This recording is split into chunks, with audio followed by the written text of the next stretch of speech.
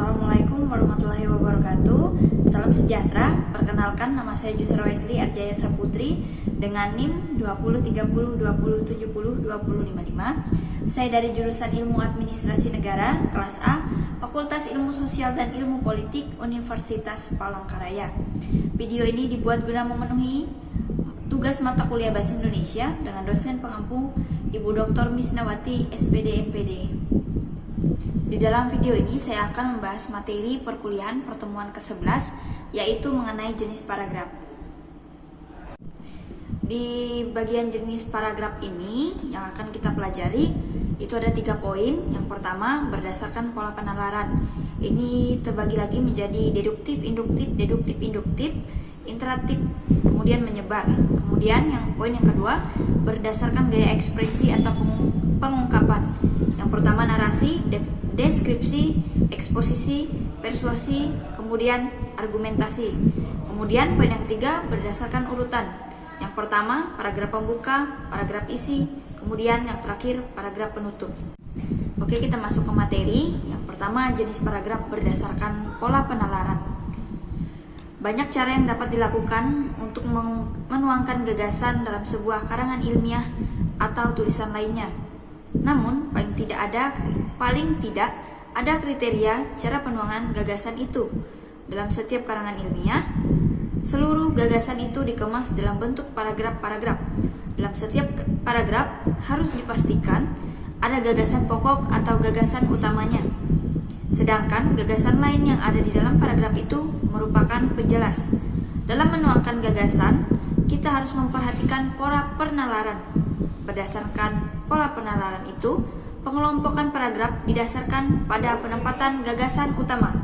Berdasarkan letak gagasan utama itu, paragraf dapat dibedakan atas paragraf deduktif, induktif, induktif, interaktif, dan menyebar. Kemudian saya akan menjelaskan paragraf deduktif, paragraf induktif, paragraf deduktif, induktif atau campuran, paragraf interaktif, dan ide pokok menyebar. Oke, poin yang pertama, penerapan deduktif. Paragraf deduktif adalah paragraf yang ide pokok atau gagasan utamanya terletak di awal paragraf dan diikuti oleh kalimat-kalimat penjelas untuk mendukung gagasan utama. Ide pokok atau gagasan utama berupa pernyataan umum yang dikemas dalam kalimat topik. Kalimat topik itu kemudian diikuti oleh kalimat-kalimat pengembang yang berfungsi memperjelas informasi yang ada dalam kalimat topiknya. Kemudian paragraf induktif. Paragraf induktif adalah paragraf yang kalimat topiknya terdapat pada bagian akhir. Secara garis besar, paragraf induktif mempunyai ciri-ciri, yaitu yang pertama, diawali dengan penyebutan peristiwa-peristiwa, khususnya yang berfungsi sebagai penjelas dan merupakan pendukung gagasan utama. Dan yang kedua, menarik simpulan berdasarkan peristiwa-peristiwa khusus itu. Paragraf deduktif, induktif, atau campuran. Paragraf deduktif, induktif adalah paragraf yang kalimat topiknya terdapat pada bagian awal dan akhir paragraf. Paragraf dengan pola ini dimulai dari pernyataan yang bersifat umum, diikuti dengan pernyataan-pernyataan yang bersifat khusus sebagai penjelas, dan diakhiri dengan pernyataan umum lagi yang merupakan pengulangan gagasan utama. Kemudian ada paragraf ineratif. Paragraf ineratif ini adalah paragraf yang kalimat utamanya terletak di tengah-tengah paragraf. Paragraf ini diawali dengan kalimat-kalimat penjelas sebagai pengantar, kemudian diikuti gagasan utama dan ditambah lagi kalimat-kalimat penjelas untuk menguatkan atau mempertegas informasi. Kemudian yang terakhir, ide pokok menyebar. Paragraf dengan pola semacam ini tidak memiliki kalimat utama. Pikiran utamanya menyebar pada seluruh paragraf atau tersirat pada kalimat-kalimatnya. Kemudian kita masuk ke poin yang kedua, yaitu jenis paragraf berdasarkan gaya ekspresi atau pengungkapan. Suatu gagasan dapat diungkapkan dengan berbagai gaya tergantung pada tujuan komunikasinya. Tujuan komunikasi yang berbeda pasti akan disampaikan dengan gaya pengungkapan yang berbeda pula. Misalnya, jika komunikasi tersebut bertujuan untuk memberikan informasi secara objektif tanpa bermaksud memengaruhi atau mengajak. Gagasan itu dapat disampaikan dengan corak eksposisi. Suatu gagasan yang disampaikan dengan maksud untuk meyakinkan orang lain tidak mungkin diungkapkan dengan corak deskripsi. Penulis tentu akan memilih gaya pengungkapan yang paling sesuai, yaitu argumentasi. Gaya atau corak ekspresi meliputi narasi, deskripsi, eksposisi, argumentasi, dan yang terakhir persuasi. Baik, sekarang paragraf persuasi. Paragraf persuasi adalah paragraf yang berisi ajakan. Paragraf persuasi bertujuan untuk membujuk pembaca agar mau melakukan sesuatu sesuai dengan keinginan penulisnya, agar tujuan dapat tercapai. Penulis harus mampu menyampaikan bukti dengan data dan fakta pendukung. Contoh paragraf persuasi yang sering kita temukan adalah propaganda yang dilakukan oleh berbagai lembaga, badan, atau organisasi, disertai dengan iklan yang disampaikan dalam berbagai media untuk menarik perhatian konsumen dan mempromosikan suatu produk. Untuk mengajak atau menghimbau pembaca, penulis dapat mengungkapkan ungkapan persuasif seperti ayo atau mari. Kemudian paragraf argumentasi. Paragraf argumentasi atau paragraf bahasan adalah suatu corak paragraf yang bertujuan membuktikan pendapat penulis agar pembaca menerima pendapatnya. Dalam paragraf ini, penulis menyampaikan pendapat yang disertai penjelasan dan alasan yang kuat dan meyakinkan dengan maksud agar si pembicara bisa terpengaruh.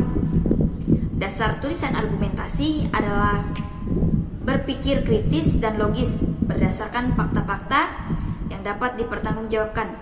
Paragraf argumentasi dapat dikembangkan dengan pola sebab akibat, yakni menyampaikan terlebih dahulu sebabnya dan diakhiri dengan pernyataan sebagai akibat dari sebab tersebut. Kata penghubung antar kalimat yang dapat digunakan dalam paragraf ini antara lain yaitu karena itu, dengan demikian, dan oleh sebab itu. Kemudian ada paragraf eksposisi. Paragraf eksposisi merupakan paragraf yang bertujuan untuk menginformasikan sesuatu sehingga memperluas pengetahuan pembaca. Paragraf eksposisi bersifat ilmiah atau non-fiksi.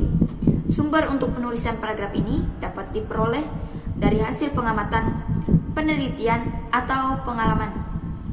Paragraf eksposisi tidak selalu terbagi atas bagian-bagian yang disebut pembukaan, pengembangan, dan penutup. Hal ini sangat bergantung pada sifat tulisan dan tujuan yang hendak dicapai. Adapun ciri-ciri paragraf eksposisi antara lain adalah yang pertama, berusaha menjelaskan sesuatu, yang kedua, gaya tulisan bersifat informatif, kemudian yang ketiga, fakta dipakai sebagai alat konstribusi, dan yang keempat, fakta dipakai sebagai alat untuk mengkonkretkan informasi. Paragraf eksposisi dapat dikembangkan melalui klasifikasi, ilustrasi, perbandingan, atau pertentangan, laporan, proses, atau definisi. Dalam pengembangan dengan klasifikasi, kalimat-kalimat penjelasnya merupakan bentuk pengelompokan dari gagasan utamanya. Kemudian selanjutnya ada paragraf narasi atau kiasan. Narasi merupakan gaya pengungkapan yang bertujuan menceritakan atau mengisahkan rangkaian kejadian atau peristiwa, baik peristiwa kenyataan maupun peristiwa rekaan atau pengalaman hidup berdasarkan perkembangan dari waktu ke waktu, sehingga tampak seolah-olah pembaca mengalami sendiri peristiwa itu. Ciri utama paragraf narasi adalah adanya peristiwa atau kejadian, baik yang benar-benar terjadi atau berupa imajinasi maupun gabungan keduanya, yang dirangkai dalam urutan waktu. Narasi berdasarkan tujuannya dapat dibedakan atas narasi eksploratif, artistik, dan sugestif. Berdasarkan sifat informasinya, ada narasi yang berupa fakta dan narasi yang berupa fiksi. Kemudian ada paragraf deskripsi. Paragraf deskripsi berisi gambaran mengenai suatu objek atau suatu keadaan sejelas-jelasnya dengan melibatkan kesan indera. Paragraf ini bertujuan untuk memberikan kesan atau impresi kepada pembaca terhadap objek, gagasan, tempat, peristiwa, dan semacamnya yang ingin disampaikan oleh penulis. Melalui pengesahan ini, pembaca seolah-olah berada di suatu tempat dan dapat melihat, mendengar, meraba, mencium, atau merasakan apa yang ditulis dalam paragraf tersebut. Paragraf deskripsi mempunyai beberapa pola pengembangan, yaitu yang pertama, pola deskripsi spesial. Kemudian yang kedua, pola deskripsi sudut pandang. Yang ketiga, pola deskripsi pengamatan atau observasi. Dan yang keempat, pola deskripsi fokus. Kemudian di poin yang ketiga, ada jenis paragraf berdasarkan urutan.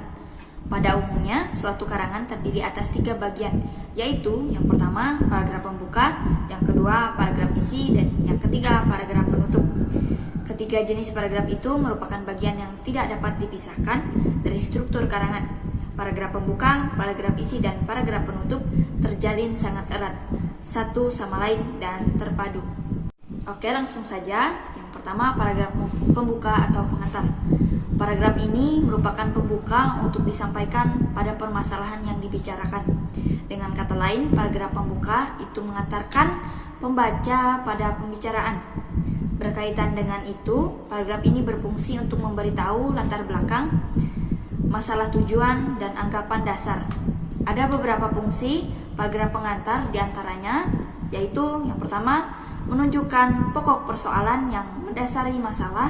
Kemudian yang kedua, menarik minat pembaca dengan mengungkapkan latar belakang dan pentingnya pemecahan masalah. Kemudian yang ketiga, menyatakan tesis, yaitu ide sentral karangan yang akan dibahas. Dan yang keempat, menyatakan pendirian atau pernyataan maksud sebagai persiapan ke arah pendirian selengkapnya sampai dengan akhir karangan. Kemudian ada paragraf isi. Paragraf isi ini merupakan inti dari sebuah karangan yang terletak di antara bagian paragraf pembuka dan paragraf penutup. Di dalam paragraf isi, inilah inti pokok pikiran penulis dikemukakan. Jumlah paragraf ini sangat bergantung pada luas sempitnya cakupan informasi yang ingin disampaikan. Dalam paragraf isi, ini ada paragraf yang merupakan pengembangan dari pokok pikiran. Ada pula yang berperan sebagai transisi atau peralihan gagasan. Kemudian yang terakhir ada paragraf penutup. Paragraf penutup merupakan simpulan dari pokok-pokok pikiran dalam paragraf isi. Tujuan penyajian paragraf penutup ini adalah agar apa yang tertuang dalam paragraf-paragraf sebelumnya terkesan mendalam di benak pembaca. Untuk memberi kesan yang kuat kepada pembaca, penulis dapat menutup karangan dengan yang pertama, menegaskan kembali tesis atau ide pokok karangan dengan kata-kata lain. Yang kedua, meringkas atau merangkum gagasan-gagasan penting yang telah disampaikan. Kemudian yang ketiga, memberikan kesimpulan, saran, dan proyeksi masa depan. Kemudian yang keempat, memberikan pernyataan yang tegas dan sedalam-dalamnya. Oke, demikian pemaparan materi perkuliahan pertemuan ke-11, yaitu mengenai jenis paragraf. Semoga video ini bermanfaat bagi kita semua. Terima kasih. Wassalamualaikum.